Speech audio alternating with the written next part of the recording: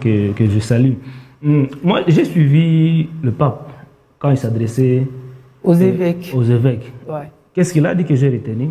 Il a dit, face à l'injustice, il faut hausser les tons. Voilà, oui. C'est une recommandation de l'Évangile. Oui. Voilà là où je salue, sur ce plateau, la démarche de nos évêques de la Senco. Ils ont bien capté, n'est-ce pas, la recommandation du pape. Et ça, on peut prendre comme héritage. Voilà pourquoi aujourd'hui, les évêques de la Senco proposent le pacte social pour la paix et le bien vivre.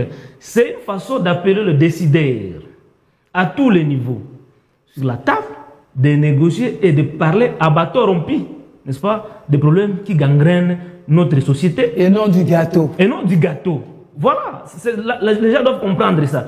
Quand le prêtre appelle la classe politique, la société civile et les leaders de tous bords, ce n'est pas pour qu'à la fin de ces consultations, bien de ces dialogues-là, qu'il y ait partage du pouvoir que M. Pascal ici décrit, qui finit, au-delà de ce partage du pouvoir, qui finit aussi par donner amnistie à ceux qui ont pris les armes contre la population.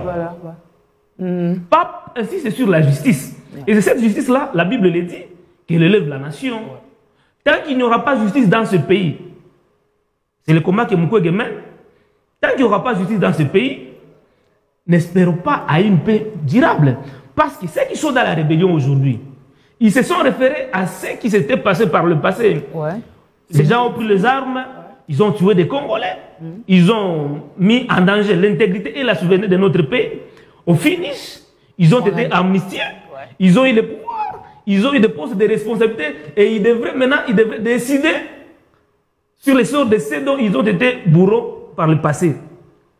Et là, le prêtre appelle les Congolais sur la table pour que nous puissions parler des problèmes réels qui gangrènent notre société, qu'on puisse toucher les vrais problèmes de la société afin que nous puissions dénouer de façon définitive et de façon pérenne la crise. Et voilà pourquoi les prêtres, dans leurs réflexions, ils ne sont pas en train de réfléchir pour un pouvoir de 3 ans. Non, ils sont en train de réfléchir sur une durée de plus de 30 ans.